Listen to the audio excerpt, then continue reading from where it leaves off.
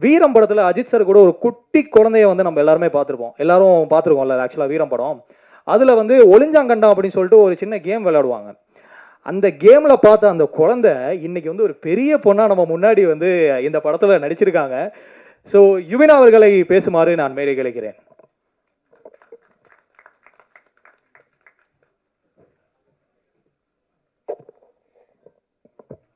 எல்லாருக்கும் வணக்கம். இங்கே வந்திருக்கிற ப்ரெஸ் மீடியா எல்லாரும் ரொம்ப நன்றி வந்ததுக்கு. நீங்கள் என்னை சின்ன குழந்தையா மூவிஸில் பார்த்துருப்பீங்க.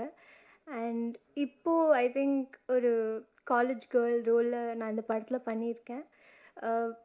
இப்போது வளர்கிறப்போ ஃபார் ஈச் ஏஜ் அதுக்கேற்ற மாதிரியான ரோல்ஸ் பண்ணிகிட்டே இருக்கும்போது I got this opportunity to do the right film. And I think அது ரொம்ப ரைட்டாக அமைஞ்சிருக்குன்னு நம்புகிறேன். உங்கள் எல்லாருக்கும் என்னோடய ஸ்க்ரீன் ப்ரெசன்ஸ் அண்ட் அந்த படத்தில் பண்ணியிருக்க ஆக்டிங் எல்லாம் பிடிக்கும்னு நம்புகிறேன். Thank you so much for coming. என்னோட director sir, thank you for giving me this opportunity. Cameraman sir and our producer sir, Nutty sir, thank you so much. Yeah, thank you.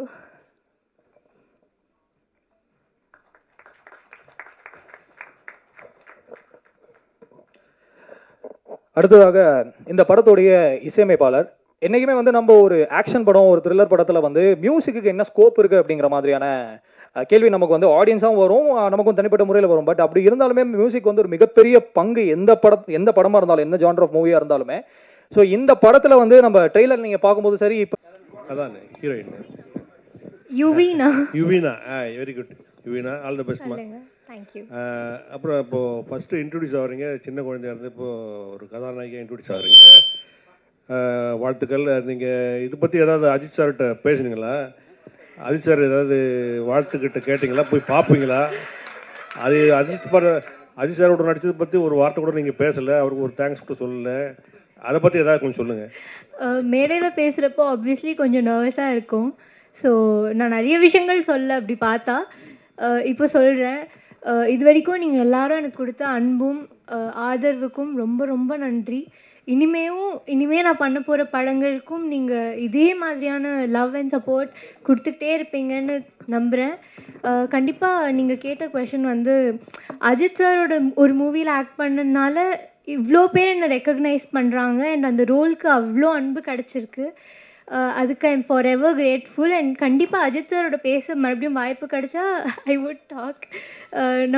அவங்க எவ்வளோ பிஸியான பீப்புள் இல்லையா, அது இன்னும் அவங்களுக்கு கால் பண்ணி பேசுகிற இடத்துல நமக்கு இல்லை. So yeah, thank you. Rajini sir கூட மீனா வந்து குழந்தை நட்சத்திரமாக நடித்தாங்க. பிற்காலத்தில் ரொம்ப வருஷம் கழித்து அவங்களே வந்து அவர் கூட ஹீரோயினாக நடித்தாங்க. அந்த மாதிரி பிற்காலத்தில் அஜித் சார் கூட உங்களுக்கு ஹீரோயின் நடிக்க வாய்ப்பு இருந்தால் நடிப்பீங்களா? இல்லை எனக்கு வந்து அவர் வேறு மாதிரி பார்த்துருக்குன்னு நடிக்காமல் வேண்டான்னு சொல்லுவீங்களா? எனக்கு தெரிஞ்சு இப்போது காலம் ரொம்ப மாறிடுச்சு இல்லையா? நீங்கள் சொல்கிறது மேபி பல வருஷம் முன்னாடி மாதிரி தோணுது.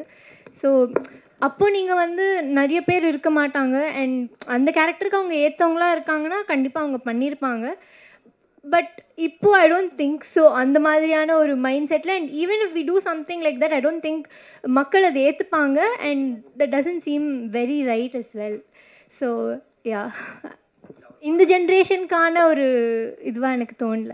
யா, நன்றி எல்லாருக்கும் கேள்விகளுக்கு ரொம்ப நன்றி. இறுதியாக எல்லாரும் ஸ்டேஜ் முன்னாடி